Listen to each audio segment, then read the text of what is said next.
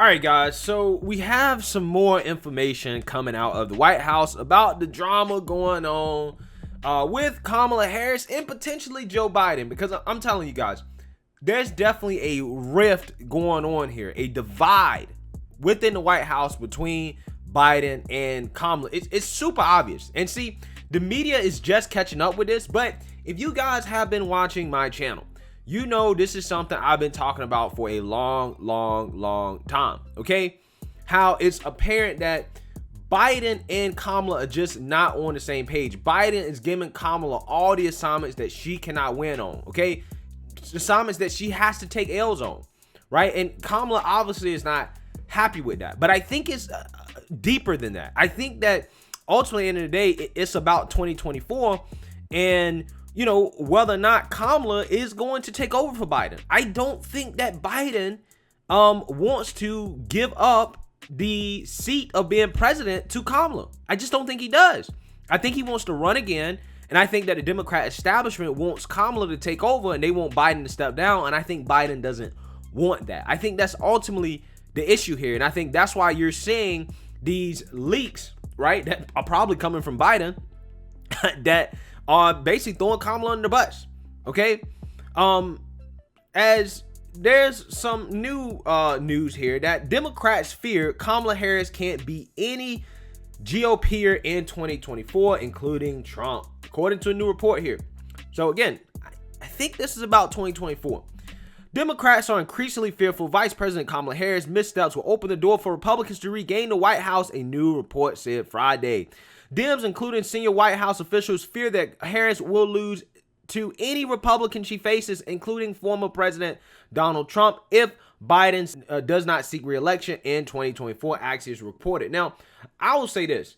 They're trying to say that as if, Trump is a weak candidate in 2024. I don't know if Biden or Kamala could beat Trump in 2024 if things keep going the way they're going for the Democrats, right? If things continue along the lines of Biden basically pissing all people on the right with his words, but also not really doing anything to appease the progressives, right? Just kind of being a middling president trying to ride the fine line, okay, while at the same time overspending and failing on the border crisis, okay, embarrassing himself on a world stage, embarrassing himself with the things that he's saying at press conferences, showing that he's probably not mentally fit for office. I think that could be a lot of ammunition that any Republican, including Trump, could use to beat Kamala or Biden, okay? So, I mean, a lot of these Democrats are just assuming that, okay, Biden can beat Trump, but Kamala might not be able to beat Trump. And I don't necessarily think that is correct. I think both of them are in danger of losing to whoever the Republicans nominate in 2024. At 56, Harris is more than 2 decades Biden's junior and has been considered the heir apparent to the 46th president since he selected her to be his running mate last year. While Harris was still the presumptive nominee if Biden becomes the first president since Lyndon Johnson to not seek a second full term, Axios reported that a series of blunders have left officials and operatives concerned. Right now, one operative told Axios the feeling among Democrats isn't, oh no, our heir apparent is effing up. What are we going to do? It's more that people think, oh, she's effing up. Maybe she shouldn't be the heir apparent. Okay, this is important because they're not freaking out from the fact that, okay, that she's messing up, like, and they're saying like, okay, well, what are we going to do? Like, how are we going to fix this? No, it's just like, maybe we should just consider somebody else, right? And I've said this. I think that the Democrats honestly should strongly consider running somebody outside of the White House. They should run somebody not named Joe Biden or Kamala Harris in 2024. I think that that's their best shot of actually retaining the White House, to be quite honest with you. I really do. Because again, Biden's just too old. He's not mentally fit. He's not mentally there. Everybody knows it. Okay, he's going to be 81. You can have an 81-year-old man whom, again, nobody knows, again, if, what's going on. He doesn't know what's going on. Or you have Kamala, who couldn't even win, 2% of the vote in her own primary. I don't think she made it to the voting stages of the primaries anyways. Okay? So she's unlikable in her own party. And Joe is mentally falling apart. They're both bad candidates at this point. Like I said, both of them could lose to anybody in the GOP. So I think at this point, they have to pick somebody else that's going to be a lot more electable. And I'm not sure if they have anybody else that can be a lot more electable, because honestly, Biden chose the wrong vice president. He just did. He chose somebody based off their race and the fact that she's not too far left, right? Even though she's pretty left, okay, she's not that far left. She's definitely closer to the Democrat establishment than Biden is in regards to where they're currently at, right? In relation to the progressives, the AOCs of the world, right? Biden's not that far left, okay? Biden's definitely not as left as, again, the Democrat Party, in my opinion, okay? He's still left, but he's not that left. Kamala is probably slightly more left than the Democrat Party, but she's not super left, right? So I think that's why she ultimately got picked, right? That along with race, I think that her ideology is more closely aligned with the Democrats at, and that's why everybody just assumed that she would be the heir apparent. And maybe Biden is not on board with that. Maybe Biden is not on board with Kamala taking over for him and him just stepping down. Maybe he wants to be a two-term president. I think that's what's going on here. Harris has repeatedly been criticized for her handling of the illegal immigration crisis along the U.S.-Mexican border, a problem Biden dumped in her lap in March by tasking her to deal with the root causes of the issue. The vice president initially ignored calls for a visit to the area, instead traveling to Guatemala and Mexico last month. While there, she shrugged off more questions about when she would visit the border, telling NBC's Lester Holt that "I haven't been to Europe," before adding, "I don't understand the point that you're making."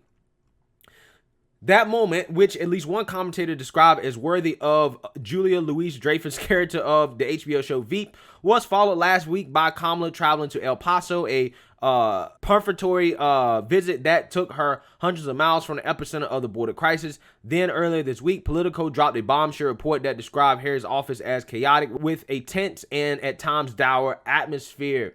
Quote, "People are thrown under the bus from the very top. There are short fuses and it's an abusive environment," one of Politico's nearly 24 sources told the outlet. "It's not a healthy environment and people often feel mistreated. It's not a place where people feel supported, but a place where people feel treated like ish." According to Axios, several White House officials have described Harris' office as a ish show, poorly managed and staffed with people who don't know the vice president well. Much of the blame has landed at the door of Harris' chief of staff, Tina Flournoy, who is depicted as so controlling and overly protective of the VP that requests for meetings and friendly interviews languish unanswered for weeks. Flournoy has also been accused of dismissing and ignoring staff ideas and refusing to delegate responsibility. The Democrat officials who spoke to Axios said that in addition to Harris' handling of the high-profile issues and political tone deafness, they fear that she has been given bad advice by her press and communications people. Yes, absolutely. Kamala would benefit from me being her advisor, right? If I was advising her, she would pick up W's. Straight up, okay? She would be picking up W's. But she definitely has some poor PR people around her, for sure. Harris still has her defenders, including senior advisor and chief spokesperson Simone Sanders, as well as White House senior advisor Cedric Richmond, who accused unnamed people of carrying out, quote, "a whisper campaign designed to sabotage her." Again, that's coming from Biden, bro. That's coming from Biden, in my opinion. Quote, "At some point, it just becomes one person says something long enough and it becomes an urban legend. It doesn't have to be credible. It doesn't have to be real. Someone says something and it's just snowballs," Richmond told Axios, later adding, "You just hope if there's a legitimate criticism, they put their name next to it." Of course they're not, because it's Biden. That's why they're not going to put that name next to it. Meanwhile, White House Chief of Staff Ron Klain offered unreserved praise for Harris, telling Axios she was off to the fastest and strongest start of any vice president I have ever seen. At a news conference Friday, White House Press Secretary Jen Psaki called Harris an incredibly important partner to the President of the United States. She has a challenging job, a hard job, and she has a great supportive team around her. But other than that, I'm not going to have any other comments on those reports.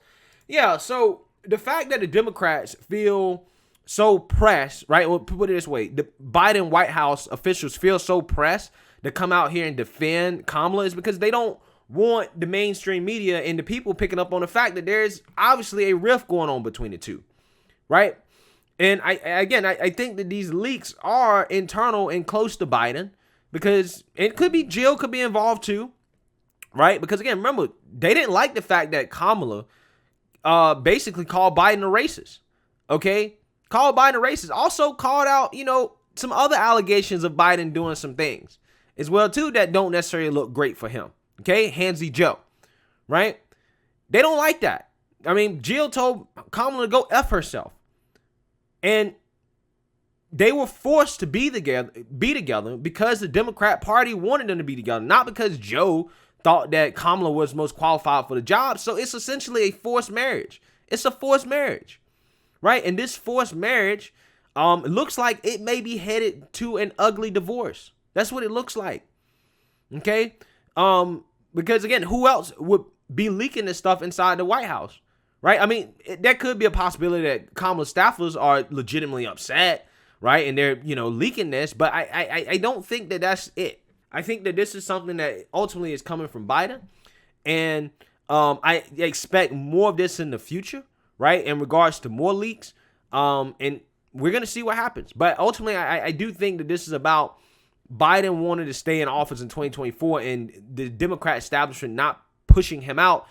And in order for him to do that, the best way for him to protect himself is to make his vice president look incompetent, to make her look bad, right? If Kamala looks incompetent, then the Democrats are going to say, okay, well, she can't win, so we just have to stick with Biden. And I think that's what his line of reasoning is.